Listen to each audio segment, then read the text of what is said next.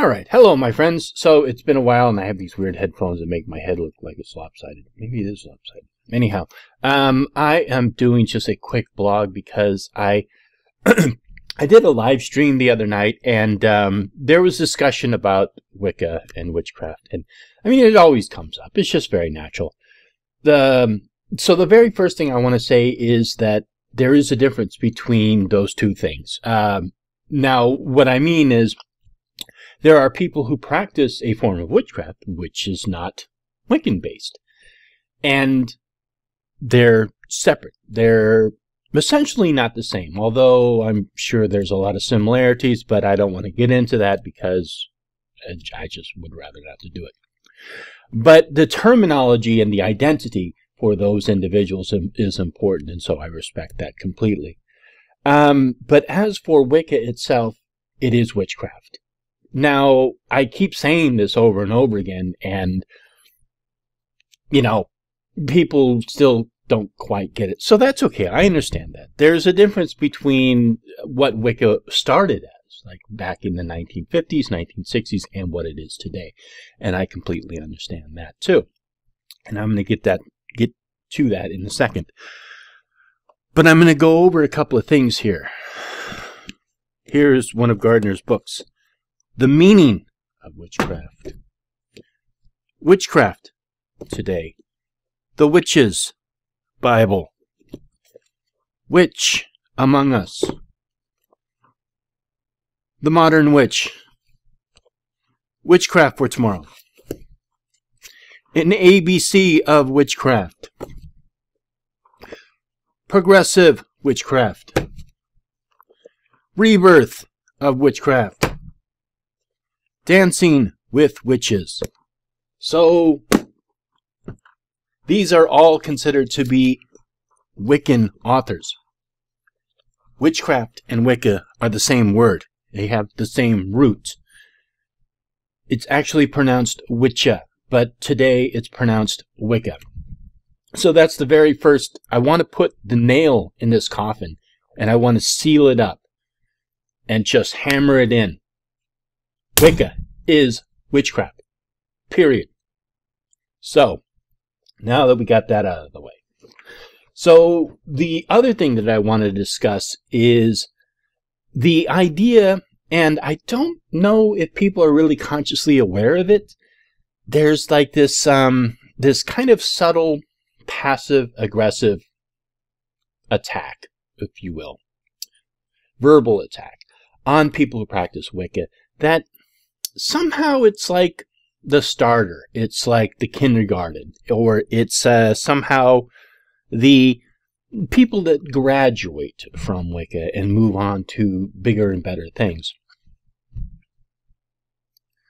Now, I don't want to judge people who practice non-Wicca practices, who practice another form of Reconstructionist witchcraft or any other form of witchcraft that is not based in some form of Wicca in the beginning, even though most of the people back in the 1930s and 1940s who started their own witchcraft practices, such as Cecil Williamson and Charles Clark, Sybil Leek, and other people, all were very familiar with what the Wicca-based material was on.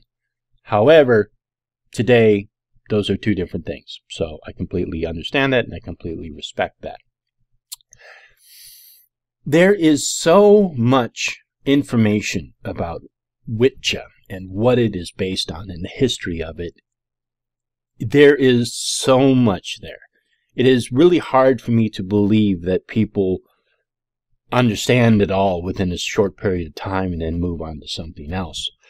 I think what they might be caught up on, and I think that this is what they what happens is people get caught up on this. They get caught up on this surface Wicca, this idea of solar raven wolf, the four elements, you know, and casting a circle, and that's it, and move on to the next thing. There's a little bit more to that. Just going by the, now I'm going to get into little bit more of the history of it. When I showed a lot of these books earlier, these were considered to be authors who were writing on the traditional Wicca material, which mainly comes from Alexander's and Gerald Gardner, and then this other material is based on other material. And the ritual format itself is a lot of memorization. For example, you have the core ritual, which you should memorize. Then you would have the whole practice, which you would have to memorize. And then you have all the major 4 greater sabbats that you would have to memorize. And then you have the 4 lesser sabbats, which you would have to memorize. Then you also have the ritual format for each of the S-bats that you would want to memorize. Then you have all the initiations, which you should memorize. Then you have all of the other practices that were included later on, which most people would probably would memorize, such as wickenings, hand fastings, and requiems, funerals, stuff like that, that they would want to memorize. Then there is a lot of the material that also go along with all of these sabbats that you would want to have a good understanding of.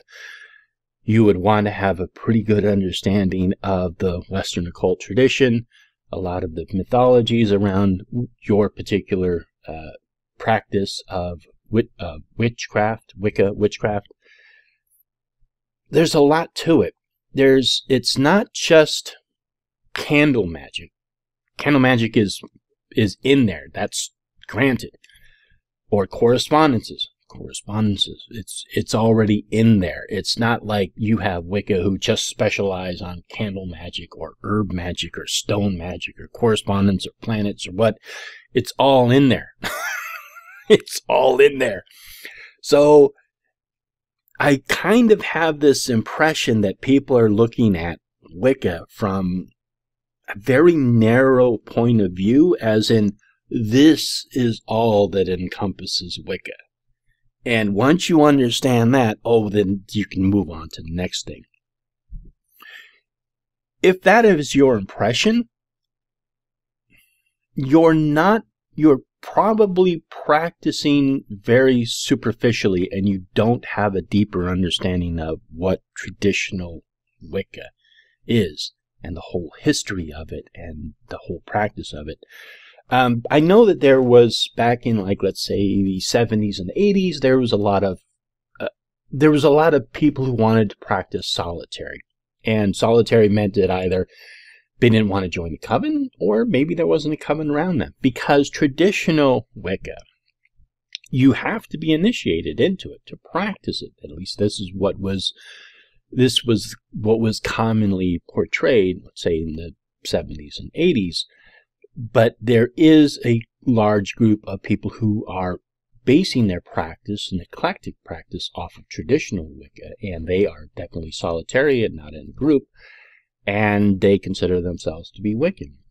Of course, that's fine. I think that they should be able to use that label and, do a self-dedication ritual, or if they feel like they need to initiate themselves into their own practice, then they can do that. They can initiate themselves into that practice if they want. For me, it makes sense to just do a dedication ritual, because basically initiation and self-dedication, in the sense of an eclectic solitary practice, would be the same thing. An initiation is initiation into a group, and you would not have to do an initiation until you're actually joining a group. And that's the other thing, is that traditional Wicca is a group practice. It is very difficult to practice solitary traditional Wicca because it is a group practice. So, again, I just kind of want to go over this. I just want to try and correct some of the misconceptions out there about Wicca. And when I say Wicca, I mean the traditional ritual practice, which is based off of Gardnerian and Alexandrian material. that there is a lot that one has to understand and comprehend to actually effectively practice that. And it is witchcraft. It always has been witchcraft. It always started out as witchcraft. That's what it is. It is witchcraft. Now, the other thing that I hear every so often is people talk about people who practice Wicca as a religion, and that has absolutely nothing to do with witchcraft.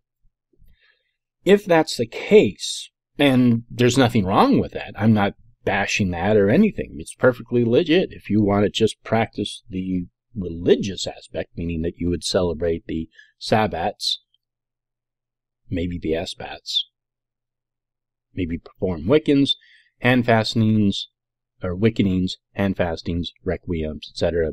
You wouldn't have to do initiations, and you probably wouldn't practice the Esbats, and you wouldn't practice the spellcraft aspect of it. If that's the case, then you are basically just a pagan. you are practicing, I guess it would be considered, the ritual format itself pertains to magic. So you would be practicing paganism. That's what you would be practicing. Nothing wrong with that. Absolutely nothing wrong with that. But Wicca is witchcraft, and witches perform magic. They perform spells. That is what they do. So if you are a mechanic and you don't know how to fix an engine, you're not a mechanic. You're someone who thinks that they're a mechanic. So that's how it is. If you are a witch, but you don't practice spellcraft or magic, then you're not really a witch. And,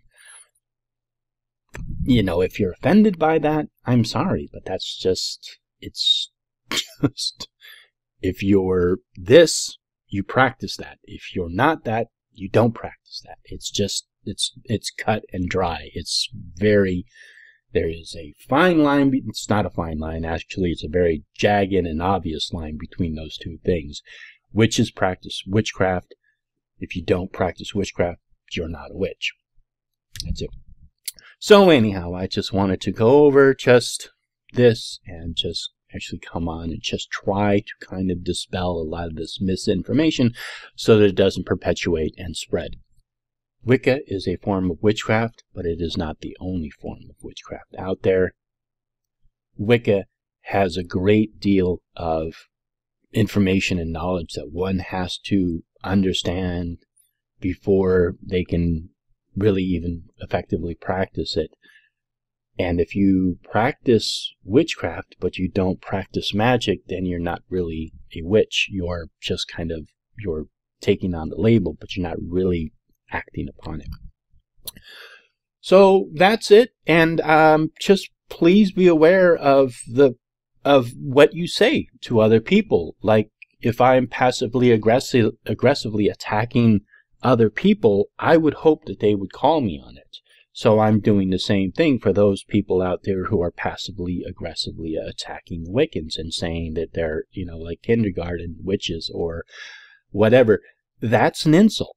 And I think you need to be aware of it. And if you're going to perpetuate this stereotype, this idea, then back it up with something. Prove to us that that Wicca is not a very complex and encompassing type of practice, because if so, you're not practicing what Wicca actually is. So, all right. So I just got done making that first part of this video that you just saw, and I realized that I did not touch on two things which are very important, and that is the threefold law and et harm, the Wiccan read, and et harm none, do as you will. So these are two other things that a lot of people will often bring up whenever they talk about why they think Wicca is silly, or, you know, some kind of like kindergarten witchcraft or whatever. So I understand that. The thing is, I think especially the concept of morality and religion was, and I think it still is, very intertwined. I think that people are like, well, if you don't have any religion, how can you have any morals? And I think this concept of morality and religion, even got its way into Wicca. And I'm actually surprised there isn't more laws or, like moral codes or whatever that people would want to put in there, because, well, if they're going to have, you have to have morality in there. And I'm actually surprised that there isn't more dogmatic rules in Wicca. But it's actually a good thing, because I think that morality and religion are actually two separate things. Your morality is hopefully based upon the society you live in, the upbringing, your culture, and also your religion. But religion, hopefully you're not basing your entire morality on a religion. For example, the 10 Commandments only cover 3 of actual laws in most states. But let's back up and go over to the two main things, which is, first of all, a threefold law. The threefold law is, it doesn't mean that if you do a spell for, like, let's say $20, that you're going to get back $60. That's not how it works. At least it hasn't been my experience. Maybe other people have had experience like that. But I do understand that what I do, and I've seen the effects of it, I've seen it happen, it ripples out. There are things that cause stuff to happen. And it's not like Samantha Bewitched, where we wiggle our nose and something comes into existence before our eyes. It doesn't happen that way. Everything that happens, or we believe that happens in magic, has a causation, a chain of effects that you can follow. If you find, or you receive, or you get something that you wanted to happen through magic, you could actually follow the chain of causation to see exactly how it happened. So each link in that chain of causation had other things that influenced it and had an effect on it. So having an understanding of a threefold law is understanding that it's not just what you're doing that has an effect. There are other ripples, there are other links in that chain of causation that are essentially coming together to form and to have that thing appear and happen in your life. Again, it doesn't poof come out of nothing and form right before your eyes in existence. Atoms don't come together and form something and make it happen. That's not how it happens. Or spontaneously come into existence is what I mean. The second part is the "and it harm none, do as you will." That, if you can't take it literally. If you take it literally, you're like, wait, I'm breathing in more microbes. I'm harming. No, you're over thinking about it. What you want to do is you want to live your life in a way where you cause the least amount of harm. Whatever you do, it causes the least amount of harm. That's what you want to do. Whatever you do behind closed doors, as long as you and whoever else or whoever is involved in it is consenting, they're consciously aware of what they're doing, and they're into it, do whatever you want. That is the same thing in life. As long as you're not out there robbing and killing and raping and stealing and doing this and doing that, you're following the read. So that's what it means. It doesn't mean that you're some kind of a passive person who has to walk around with a mask and try not to harm every single little microbe you come into contact with. That's absolutely absurd. If you're being attacked, you defend yourself. You're not a passive person who just, lets everything happen to them. But you're not the type of person who just goes out of the way just to steamroll over people and get whatever it is you want in life just because you're a dick.